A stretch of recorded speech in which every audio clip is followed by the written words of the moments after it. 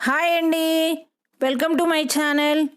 ఈరోజు మనం చాలా సింపుల్గా చేసుకునే చికెన్ ఫ్రై చేసుకుందామండి.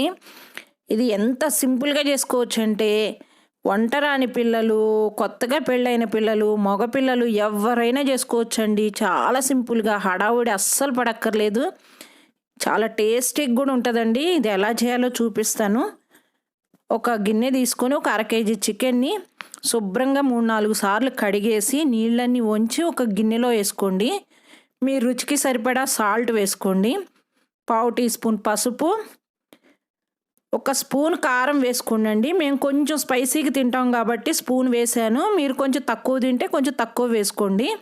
1 స్పూన్ అల్లం వెల్లుల్లి పేస్టు, ఒక మీడియం సైజు ఉల్లిపాయని సన్నగా నిలువుగా కట్ చేసి వేసుకోండి.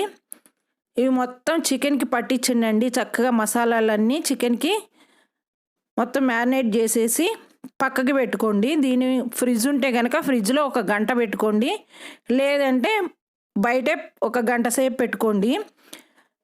ఈ చక్కగా మ్యారినేట్ చేసి పెడితే చికెన్ ముక్క చాలా స్మూత్గా వస్తుందండి. అప్పటికప్పుడు కూడా చేసుకోవచ్చు, కాకపోతే ఇట్లా కలిపి పెడితే చాలా స్మూత్గా వస్తుంది చికెన్ ముక్క. ఇప్పుడు మిక్సీ జార్ తీసుకొని 1 స్పూనున్నర ధనియాలు, 1/2 స్పూను జీలకర్ర, 1/2 టీ స్పూన్ సోంపు వేసుకోండి. ఈ సోంపు ఆప్షనల్ అండి, మీకు ఇష్టమైతే వేసుకోండి, లేదంటే స్కిప్ చేసేయండి. 1 ఇంచు దాల్చిన చెక్క ముక్క, 3 లవంగాలు, 3 యాలకులు వేసి దీన్ని మెత్తగా పొడి చేసేయండి. మెత్తగా పొడి చేసేసి దీన్ని పక్కకి పెట్టుకోండి. ఈ విధంగా మెత్తగా పొడి చేసుకొని పక్కకి పెట్టుకోండి. 1 గంట అయిన తర్వాత ఈ చికెన్ని తీసి చూసి ఇప్పుడు స్టవ్ పైన ఒక బాండీ పెట్టుకొని ఆయిల్ వేసుకోండి.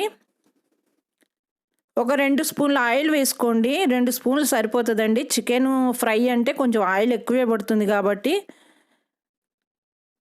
2 స్పూన్ల ఆయిల్ వేసుకొని ఈ ఆయిల్ కాగిన తర్వాత ఈ చికెన్ మొత్తం వేసేసేయండి.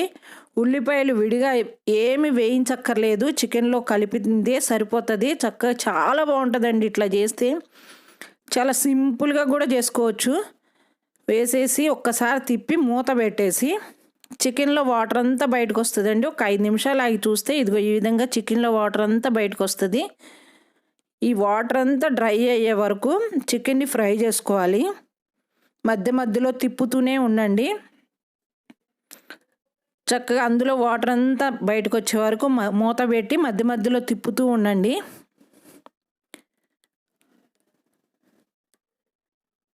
చాలా టేస్టీగా ఉంటుందండి. అసలు ఎంత సింపుల్గా అంటే అంత సింపుల్గా చేసుకోవచ్చు.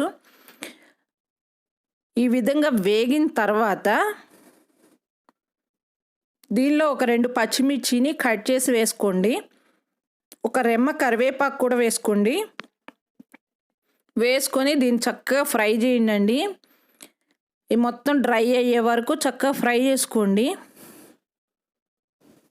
ఇంకా ఏం వాటర్ వేయక్కర్లేదండి. ఒక చాకు తీసుకొని ముక్క ఇట్లా గుచ్చి చూస్తే ముక్క మెత్తగా స్మూత్గా అయ్యింది అంటే అది ఉడికిపోయినట్లు.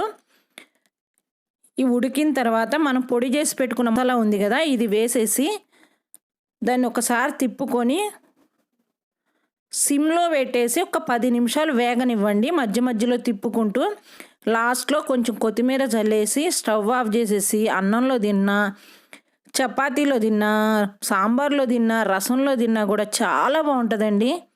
మీరు ఒకసారి ట్రై చేసి చూడండి. నా రెసిపీ కనుక మీకు నచ్చినట్లయితే నా ఛానల్ని సబ్స్క్రైబ్ చేయండి, లైక్ చేయండి, షేర్ చేయండి, పక్కనున్న బెల్ బటన్ని క్లిక్ చేయండి.